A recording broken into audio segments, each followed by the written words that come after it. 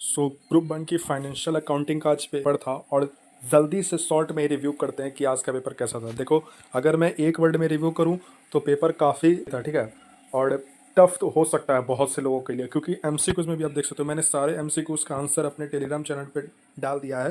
अगर आपको देखना है तो आप वहाँ से देख सकते हो, ठीक है। मैं यहाँ पे ये डिस्कस नहीं करूँगा, बट एक बता दो, देखो ये जो पूछा ना उन्होंने, ये पूरा सम के बराबर है। इतना बड़ा एमसीक्यूज पूछ दिया उन्होंने, ऑब्जेक्टिव, सॉरी, इतना बड़ा क्वेश्चन पूछ दिया उन्होंने एमसीक्यू, ठीक है। तो कहीं ना कहीं बच्चों को प्रॉब्लम तो आई होगी, ठीक है। तो पेपर पैटर्न जैसा था ना, इस बार थोड़ा चेंज किया गया है। जैसे 2 का ए में वो एएस पूछे हैं, ठीक है। हमेशा 2 का ए में डेप्रिसिएशन आता था और जो भी बेसिक्स थे वो आते थे, ठीक है।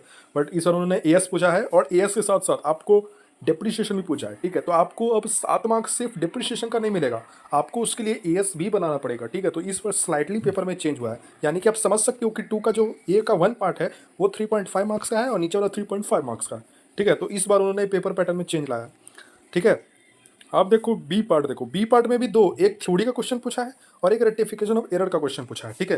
यानी इतना बनाने पर आपको 14 मार्क्स का आपका एक अटेम्प्ट होगा, ठीक है। पिछले 3 अटेम्प्ट से काफ़ी ज़्यादा अच्छी। देखो 3 का ए में उन्होंने पूछा इंश्योरेंस फाड़ वाला, ठीक है, और 3 का बीच बी में उन्होंने पूछा है ब्रांच। ये पार्टनरशिप के बाद वाले, यानी कि क्वेश्चन नंबर 6 में आता था, बट इन्होंने इस बार इसको क्वेश्चन नंबर 3 में डाल दिया है, ठीक है। और क्वेश्चन नंबर 4 अगेन वही incomplete records and trading PNL जो आता है हर बार, लेकिन इस बार ये काफ़ी लेंदी क्वेश्चन है, ठीक है। मतलब टाइम मैनेजमेंट में तो बहुत बच्चों को दिक्कत आई होगी, ठीक है, क्योंकि पेपर का लेवल इस बार थोड़ा था हाई। अब देखो 5 क्वेश्चन देखो, ये तो पूरा पार्टनरशिप का होता है और पार्टनरशिप तो छोड़ के ही जाना चाहिए, ठीक है, वरना दिमाग खराब हो सकता है। अब देखो यहाँ पे देखो 6 में देखो उन्होंने कंसाइनमेंट क्वेश्चन पूछा। मैंने कहा था कि बिल ऑफ एक्सचेंज, कंसाइनमेंट और जॉइंट वेंचर, इसमें से कोई एक आएगा, बट ज़्यादा चांस है कंसाइनमेंट और बिल ऑफ एक्सचेंज का ही, ठीक है। जॉइंट वेंचर उतना ज़्यादा इंपॉर्टेंट नहीं है। तो देख सकते हो उन्होंने कंसाइनमेंट का पूछा, ठीक है। और बी पार्ट में उन्होंने पूछा है हार्ड परचेज का, ठीक है।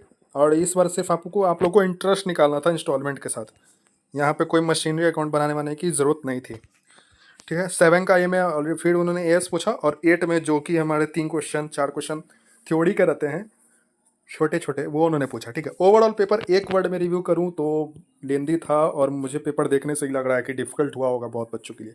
बट कोई बात नहीं, हमारा अगला पेपर, अगर ग्रुप वन की बात करूँ तो टैक्स का है और उसके बाद कॉस्ट का है, उस पर ज़्यादा ध्यान दो, ठीक है। इस पेपर को भूल जाओ, अच्छा गया खराब गया जो भी हो जाए, ठीक है, इसको अब हटा दो मन से। और अगर ये आपको पीडीएफ चाहिए जिसमें एमसीक्यू मार्क्ड है तो आप मेरे टेलीग्राम चैनल से भी ले सकते हो। Thanks for watching.